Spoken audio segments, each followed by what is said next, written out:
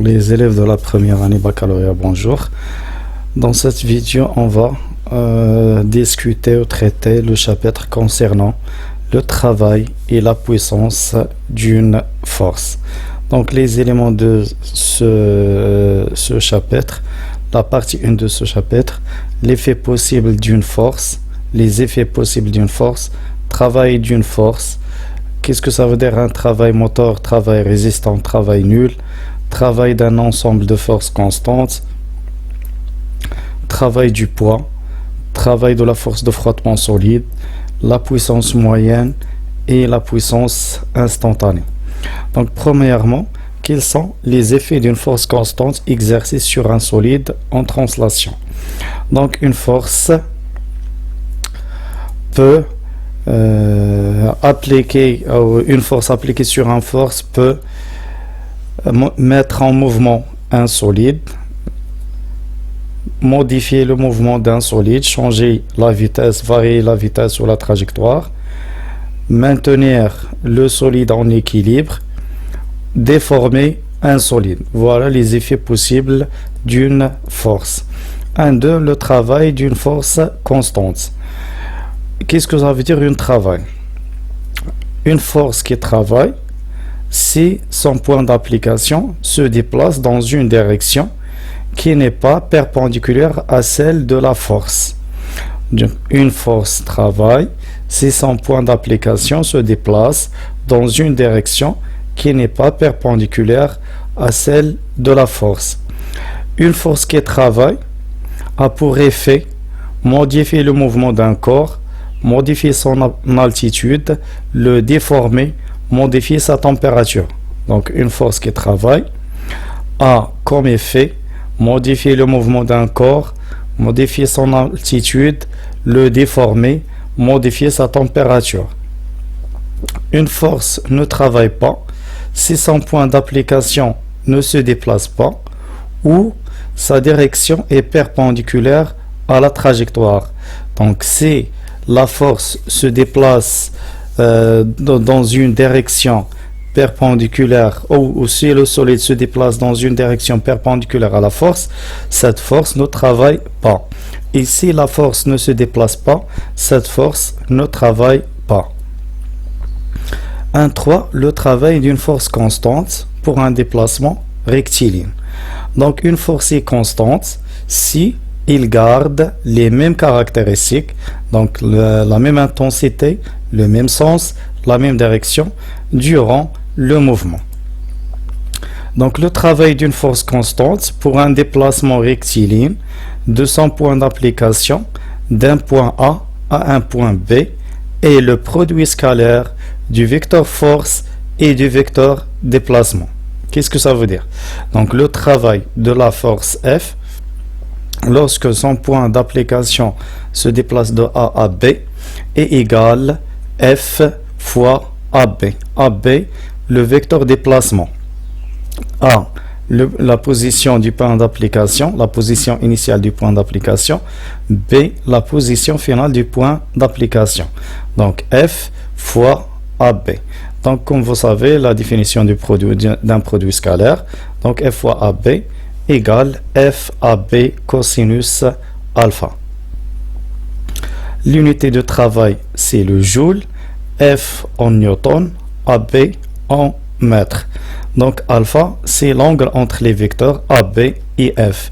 Donc, le vecteur AB et F. Donc, alpha entre AB et F. L'unité de travail est le joule, F en newton, AB en mètre, donc l'unité du travail est le joule.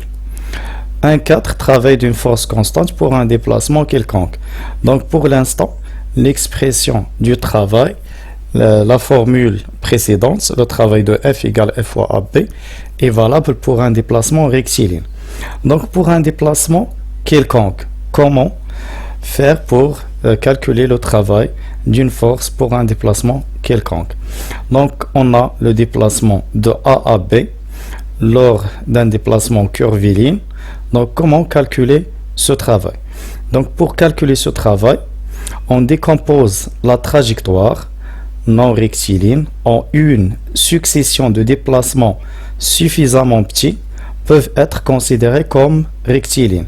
Donc la trajectoire est divisée ou décomposée à des trajectoires ou des déplacements élémentaires. Ces déplacements peuvent être considérés rectilignes. Donc delta L1, delta L2, delta L3, delta L4, delta L5, etc. Tel que la distance AB égale, ou le vecteur AB égale la somme des delta E. Donc on va calculer le travail élémentaire lors d'un déplacement élémentaire. Donc lors de ce déplacement, la force est toujours constante et d de L, c'est un vecteur rectiligne ou un déplacement rectiligne.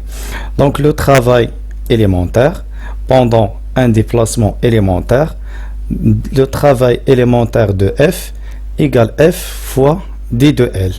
Le travail élémentaire de F égale F fois d de L. Donc puisque d de L est un déplacement rectiligne, donc le travail c'est F fois d de L. Donc le travail de la force, le travail de A à B est égal à la somme des travaux élémentaires. Donc le travail de A à B égale la somme des travaux élémentaires. Donc le travail de A à B égale le travail lors du premier déplacement, plus le deuxième déplacement, plus le troisième déplacement, etc. Donc, comme F est constante, on peut factoriser par F. Donc, on obtient le travail de F égale F fois delta L1 plus delta L2 plus delta L3 plus delta N qui est AB. Donc, le travail de F égale F fois AB.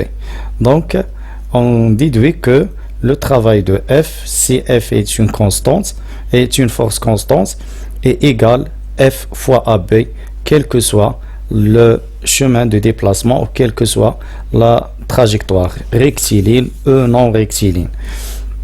Donc, en conclusion, le travail d'une force constante lors du déplacement quelconque de son point d'application entre A et B est indépendant du chemin suivi. Donc le travail de F égale F fois AB. Donc pour l'instant, comme conclusion, donc le travail d'une force constante égale F fois AB, quel que soit le chemin suivi.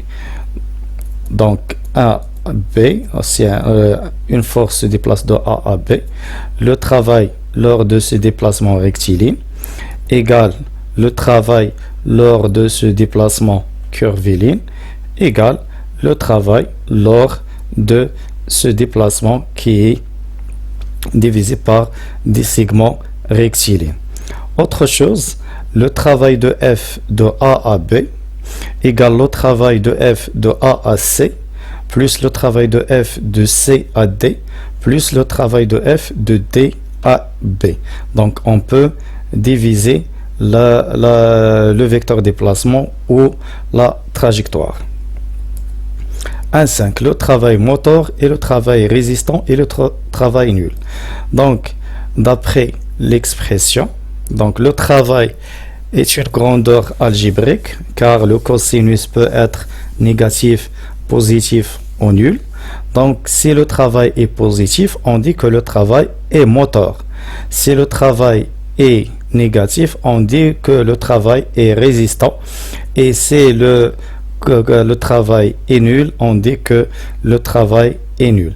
Donc, si l'angle entre AB et F est inférieur à 90 degrés, inférieur à P sur 2, donc le travail est moteur.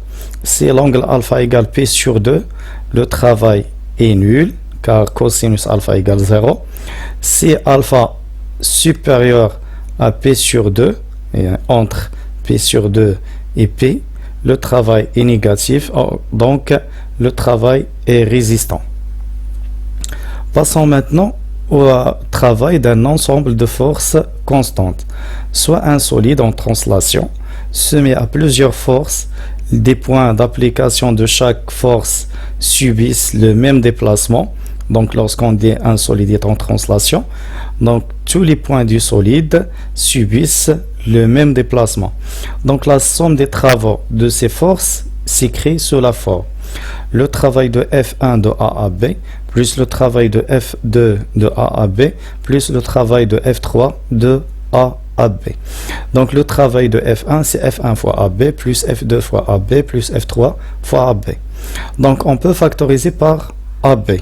On obtient F1 plus F2 plus F3 fois AB. Donc l'ensemble de travail, l'ensemble des travaux, la somme des travaux égale le travail de la résultante. Donc la somme des travaux égale le travail de la résultante. Donc la somme des travaux de F1, F2 et F3 égale le travail de la force résultante de F1 plus F2 plus F3. Donc pour un solide en translation soumis à un ensemble de forces, la somme des travaux des forces appliquées est égale au travail de leur résultante.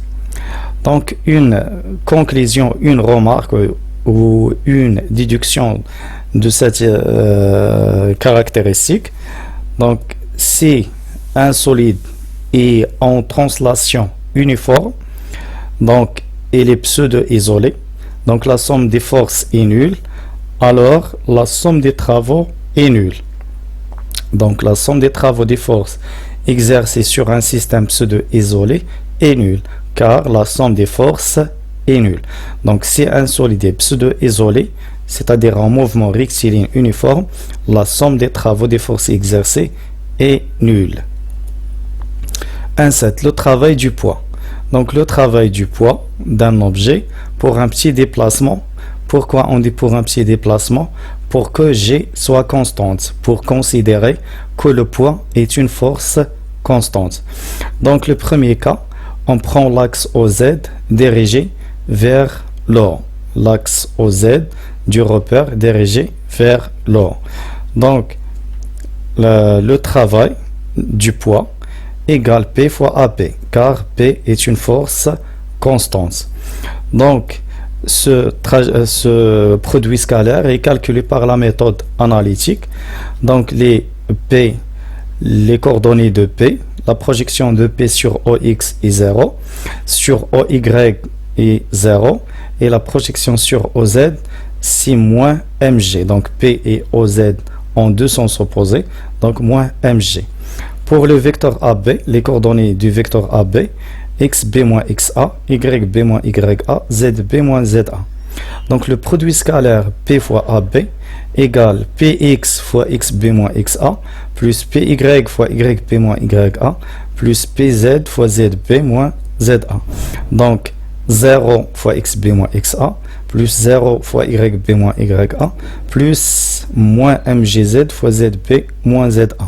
Donc ce produit nous donne enfin le travail du poids égale mg z initial moins z final. Donc le travail du poids lorsque l'axe OZ est dirigé vers le haut égale mg z initial moins z final. Donc za moins zb.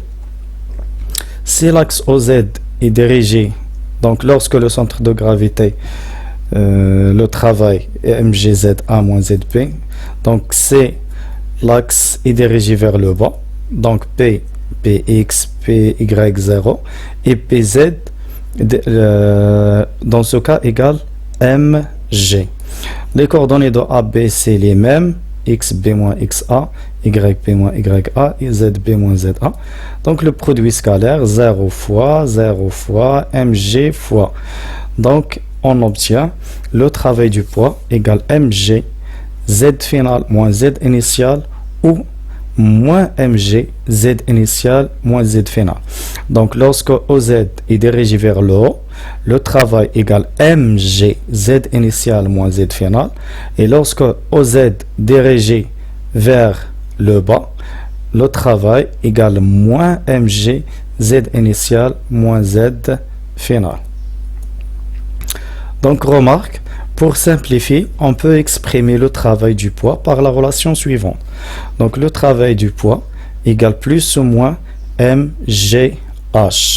Donc le travail du poids égale plus ou moins mgh. H, plus si le solide est descendant, donc descend vers le bas, moins si le solide est montant ou ascendant, donc si le solide monte vers le haut. H, c'est la différence d'altitude entre le point d'arrivée et le point de départ. Donc H, c'est la différence d'altitude mais entre le point A et le point B. 1.8, le travail de la force de frottement solide. Donc rappel, la force exercée par un plan de contact. On a deux cas. Donc c'est le contact et son frottement. Donc dans ce cas, la force exercée par le plan en contact est perpendiculaire à la surface contact. Donc R est perpendiculaire à la surface de contact. Donc dans le cas de contact avec frottement, dans le cas où le contact est avec frottement, la force est inclinée contre le sens du mouvement. Donc R est incliné contre le sens du mouvement. Donc la force dans ce cas est décomposée en deux composantes. R tangentielle ou F, la composante tangentielle, appelée force de frottement, qui s'oppose au glissement. Donc R tangentielle ou F, donc il est tangentiel, tangente à la surface de contact, et dirigée contre le sens du mouvement. Elle s'appelle aussi la force de frottement. Donc RT, F, contre le sens de V. Rn, la composante normale, qui s'oppose à l'enfoncement de l'objet dans le support. Donc, elle empêche le solide de pénétrer dans le plan. Donc Rn est perpendiculaire à la surface de contact. Donc R égale F plus Rn. R égale F plus Rn. Donc pour calculer l'intensité R, donc R égale la racine carrée de F carré plus Rn carré. R égale F carré plus Rn carré. Donc dans ce cas, on définit aussi l'angle de frottement phi, l'angle entre R et la normale. Donc l'angle phi, c'est l'angle entre R et la normale, ou l'angle entre R et Rn. Donc cet angle phi, tangente de cet angle égale le côté opposé sur l'adjacent. Le côté opposé c'est F et le côté adjacent c'est Rn. Donc tangente de phi égale K, une constante K, égale F sur Rn.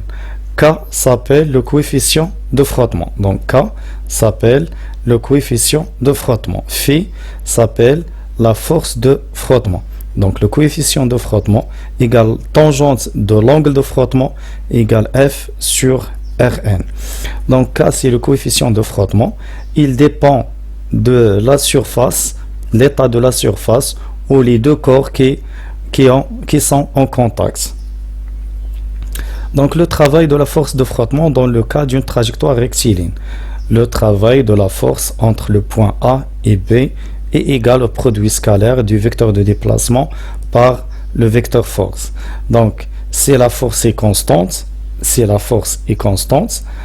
donc F, le travail de F égale F fois AB. Donc F fois le vecteur AB. Donc F et AB ont deux sens opposés. Donc l'angle alpha est pi. Donc cosinus de pi, c'est moins 1. Donc le travail de F de A à B égale F fois AB égale F fois AB fois cosinus de l'angle entre F et AB. L'angle cosinus de l'angle et cosinus de pi, donc égale moins F fois AB. Donc le travail de la force de frottement égale moins F fois AB.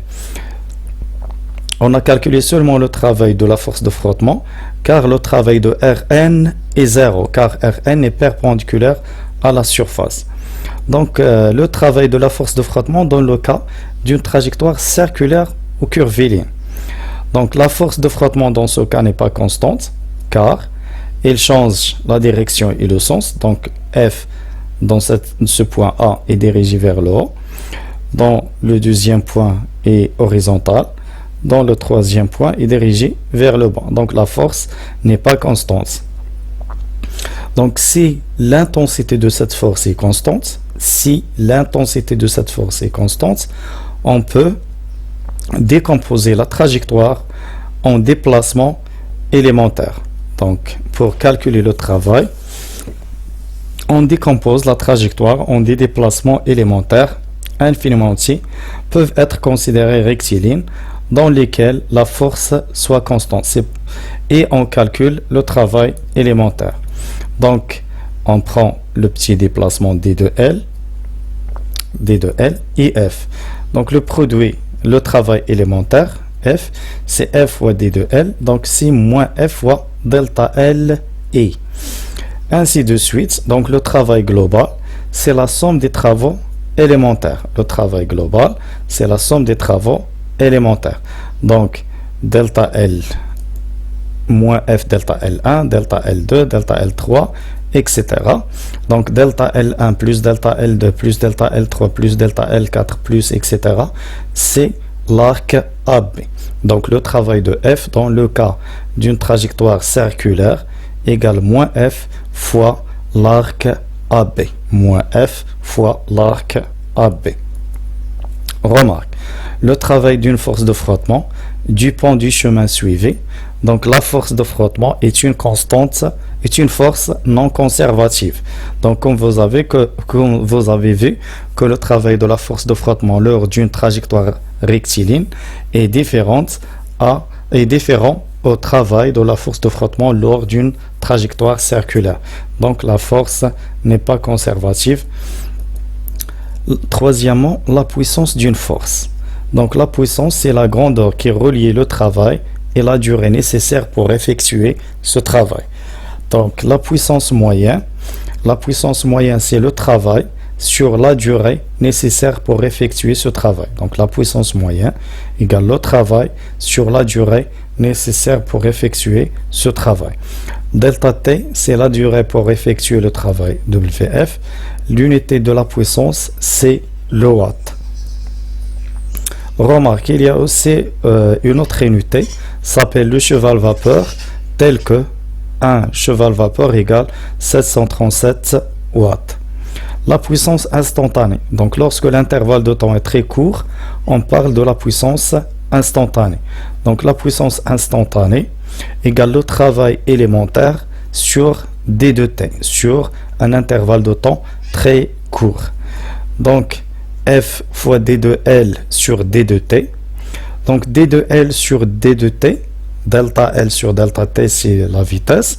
Donc d de L sur dt, c'est le vecteur vitesse. Donc F, la puissance instantanée de F égale F fois V. La puissance instantanée égale F fois V. Et comme dans le cas d'un mouvement rectiligne uniforme, la puissance instantanée égale la puissance moyenne. La puissance instantanée égale la puissance moyenne. Donc la puissance instantanée de force exercée sur un solide égale le produit scalaire de cette force, de vecteur force fois le vecteur vitesse. Donc merci pour votre attention et à la deuxième partie, Inch'Allah. Merci.